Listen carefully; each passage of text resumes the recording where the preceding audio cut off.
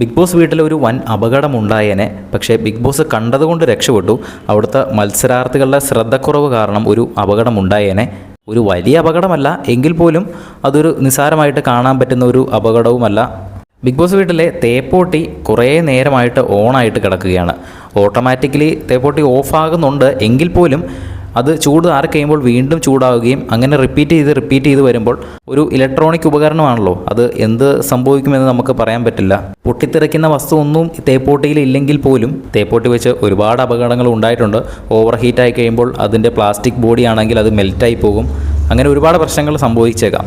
എന്തായാലും big boss തന്നെ അത് കണ്ടുപിടിച്ച് അനൗൺസ് ചെയ്ത് പറഞ്ഞിരിക്കുകയാണ്, വൈദ്യുതി അമൂല്യമാണ്, അത് പാഴാക്കി കളയരുത് എന്ന് പറഞ്ഞ്. ആരാണ് തേപ്പോട്ടി ഓണാക്കിയിട്ടതെന്ന് ചോദിക്കുന്നു. ആര്യൻ ഉറങ്ങിക്കിടക്കുമായിരുന്നു. നേരെ ഞെട്ടി എണീറ്റ് ആര്യനെ പോയി ഓഫാക്കുന്നുണ്ട്. പക്ഷെ ആര്യൻ പറയുന്നുണ്ട് ആര്യനല്ല ഓണാക്കിയിട്ടതെന്ന്.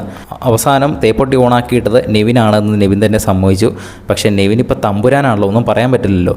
അതുതന്നെയാണ് അവിടെ ഇരിക്കുന്നവരും പറയുന്നത്, തമ്പുരാനായിപ്പോൾ ഇപ്പോൾ എന്ന് പറയാനും പറ്റത്തില്ല. അങ്ങനെയൊക്കെ അവർ പറയുന്നുണ്ട്. എന്തായാലും ആ ഒരു അപകടം ഒഴിവായി പോയിരിക്കുകയാണ്. ബിഗ് ബോസിൻ്റെ കൂടുതൽ ലൈവ് അപ്ഡേറ്റിനായിട്ട് ചാനൽ ഒന്ന് സബ്സ്ക്രൈബ് ചെയ്യുക.